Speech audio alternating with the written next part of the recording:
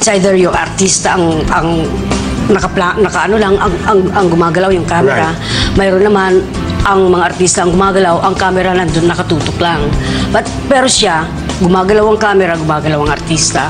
Kaya kapag pinanood mo, hindi ka maiinip. Balikan ko lamang, Tigay, yung Minsay, isang gamo-gamo.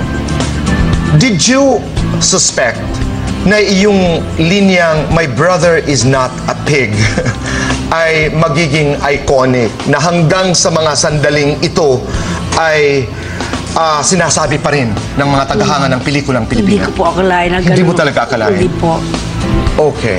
Talaga, hindi. Kasi hanggang ngayon, either pabiro o seryoso, talagang sasabihin, "I'm sorry, my brother is not a pig."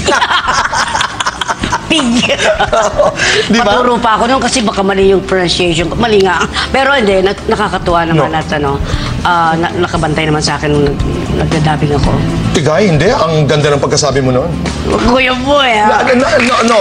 One of the indications kasi na talagang ang pelikula ay hindi mo malilimutan at napakaganda ay pag may naaalala ka talagang mga linya, hindi ba? Kanina sinabi niyo po na si Lupita din ang isa sa mga nagturo sa'yo sa paggamit ng mata. Paano? Exactly what did she say? Madiin, pero hindi talagang galit na galit. Pero mararamdaman mo kung anong galit na nasa loob ng puso mo. Kaya yung pagkaka-deliver nun, at tama pala yun eh.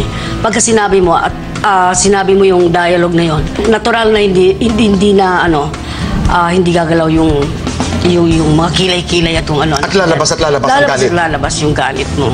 Okay, it took like 21 years bago muli kayo magkatrabaho ng ninang Lupita mo. Because in 1997, you did Babae. Opo. With Nida Blanca and Judy Ann Santos. Kumusta naman yon? Ano ang pagkakaiba noong ginawa mo yung Magandang Gabi, yung Minsay? Isang gamo-gamo. Oo, at saka itong Babae noong 1997. Gusto ni Lupita na yung acting ko nung araw, makita niya.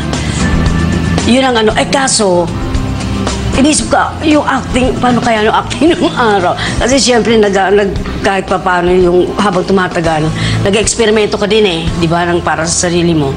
So, naiiwanan mo ng konti, yung kung ano yung ginawa mo noong araw. Right. So, yun ang gusto niya makita. Kaya minsan na medyo nahirapan din ako kasi dahil nga sa mga nangyari na sa dami ng ginawa ko. 21 years na ang nakaraan eh. Tapos, gusto niya makita yung dati kong acting nung araw. Pero, pumapayag na naman siya doon sa mga iba. Mas masakit, mas sagad sa laman. Sa bawat pagpuna, pagkutya, pagbabaliwala, sa bawat pagsiping mo sa akin ng sapilitan, sa bawat paghingi mo sa akin ng hindi ko kaya ibigay, katumbas noon na hindi mabilang na suntok at sipa. Bugbog na ang pagkababae ko. Durog na ang pagkatao ko. Matagal mo na akong nilumpo. Panahon na para lumakad akong muli sa sarili kong paa. Palayo sa'yo. Malayong-malayo sa'yo. Teka, bilang artista ba, ikaw ba'y binabasa mo ang script? Do you memorize your lines? Do you listen to your director? O mas komportable ka na nandoon ka sa set? In terms of style, ano po ang inyong ginagawa? Nagbabasa rin ako ng script pero isang pasada lang yung ganyan-ganyan. Pagkatapos kasi, kaya hindi ko masyadong binabasa na paulit-ulit kasi pagdating sa set, binabago rin yung lines. So, hindi mo pwedeng, sa akin kasi, kaya hindi ako masyadong umaasa dun sa script mismo. Kasi gusto ko pagdating sa set, doon ko na lang maririnig kung ano yung eksena, kung ano yung dialogue. At paano ka magre-react? At kung paano magre-react. Ano ang ginagawa niyo po, Tigay, pag meron kang ka-eksena na hindi nagbibigay? Basta ko ginagawa ko yung dapat kong gawin na kung ano yung natural. Kasi hindi pare-pareho ang aktor, hindi ba, Tigay? May mga artista na kahit anong gawin mo, minsan, hindi talaga tumatapon, hindi talaga nagbibigay. At samantala ikaw, nandun na, bigay na. Kasi minsan pagka gano'n ang nangyayari, yung director na mismo ang nagsasabi na pwede natin ulitin at kinakausap niya yung ka-eksena ko kung sino yung ka-eksena ko. Basta sa akin naman kasi, kadalasan naman kasi, mayroon akong insidente na isang, hindi ko nababanggitin kung sino, na hanggang namura siya ni Direk, Leroy. Kasi nga, yung scene, hindi niya makuha. So, ang ginagawa ko, hindi naman sa nag-ano ko. Gusto kong makatulong kasi ayoko nung naririnig ko na may pinapagalitan o ano. So, kinausap ko. Okay. Tapos, pagkatapos namin mag-usap ng siguro inabot din kami ng mga mag-isang oras nung mag-take. Sa kanya nakuha naman. Nakikipag-usap ka? Opo. Yes. Katulad nung ginagawa ni Lolita, noong eksena ko ng hayop-hayop, nandun siya, nakahiga siya. Hindi ko nga akalain na natutulong siya, na habang nagtitake ako, umaarte siya sa likod ng camera. So, mas lalo mong nararamdaman kung ano yung gagawin mo. Although, nasabi na sa'yo, pinakita na sa'yo ni Lino, kung ano yung gagawin talaga. Pero siya, nung mag-take kami, talagang tumutulong siya dun sa ano. Nasa iyo ang camera, Nasa akin pero camera. umaarte siya para masuportahan. Kung ano yung dapat, nung siya kinunan, Right. ganun ang ginawa niya. Maraming aktor at artista dito sa Pilipinas ang takot maka-eksena ka. How do you make them feel comfortable? Habang bago kunan yung eksena, kinakausap ko. Kasi, sasabihin, kasi pagka yung lumapit sa akin, no, Ate Guy, nininervyos ako. So, sasabihin ko, huwag kang nervyosin sa akin, basta't gawin mo kung ano yung dapat na gawin. At malaking tulong yung huwag kang ninervyos. Kaya lang minsan may mga ka-eksena rin ako na talaga nininervyos. Pero gumaganda yung ginagawa nila. Dapat talaga nervyosin ka para Minsan. Oo. That's true. Kasi ako, hindi ito alam ng tao. Akala nila easy, di ba? Pero habang sinasabi, ito eksena, kahit hindi mahirap yung eksena, alam mo bang kinakabahan? Bago ako mag-take, kinakabahan ako talaga, Kuya Boy.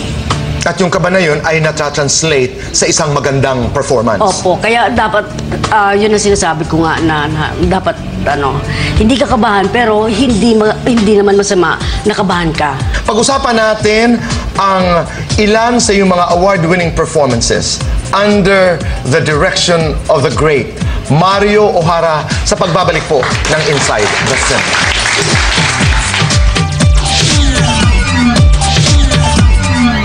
Nakilala ako bilang isang direktor sa pamamagitan ni Nora Honor. Yun siyempre, isang malaking bagay yon para sa akin na ikaw ay makilala bilang isang direktor. It was a career-changing experience to have worked with her. Just about the most significant films in my career were with her. She sort of elevated me and gave me a niche in the pantheon of some really important filmmakers in the Philippines. Dun sa kanyang speech, dun sa LA when we were given Lifetime Achievement Awards. Kami nagbabalik po dito sa Inside the Cinema. Meron po tayong mga ilang katanungan mula sa ating mga kapwa fans ni Ate Guy. Yes, go ahead please.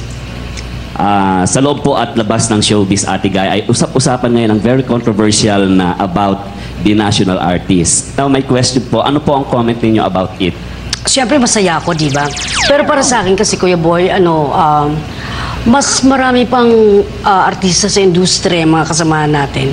Nasa palagay ko, mas karapat-dapat na tanghaling national artist. Hindi sa nagpapa-importante ako, ha? Pero, kung akong tatanungin mo, yun ang pakiramdam ko.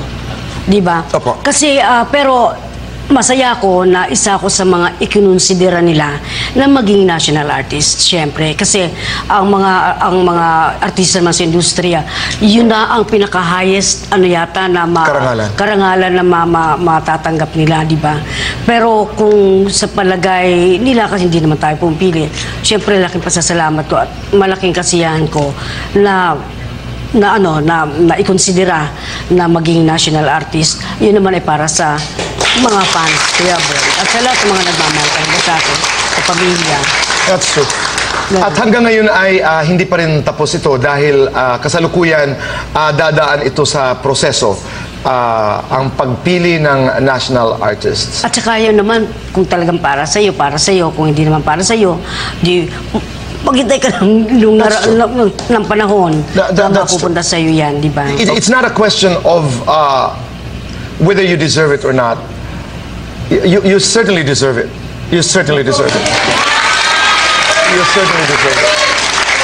Ang gusto ko kasi sa konsepto doon na iginagawad ang parangal na ito habang na-appreciate ng mga tao. Hindi ba? Parang ganon. Ako proud ito, hindi dahil sa tayo'y diehard fans, no? Alam naman natin ang ating limitasyon.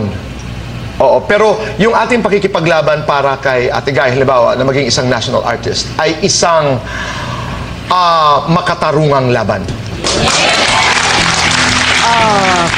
Maraming salamat. Dapat siyang maging national artist. She should be a national artist. Nasa National Historical Institute na ako eh. Yun ang tinatanong sa akin. Kailan ba magiging national artist si Guy? Sabi ko, magiging national artist yan. Sa dami ng contribution niya sa Philippine culture, magiging national artist yan. Okay. Tigay, pagpatuloy natin ang ating pag-uusap, dito naman tayo sa 4 na pelikulang ginawa ni Mario O'Hara kasama ka. Unahin na natin, 1976, 3 taong walang Diyos. Doon ako nag-umpisa, pakiramdam ko doon ako nag-umpisa kasi yun nga yung eksena namin ni Boyet ng sinungaling. At saka yung buong pelikula talaga na yun, parang nilagay ko sa puso talaga yon. Kaya bawat eksena noon, mararamdaman mo. At ang nakakatuwa kasi pagka mayroong eksena doon na yung sinungaling na nagustuhan ni Mario yung ginawa ko halimbawa.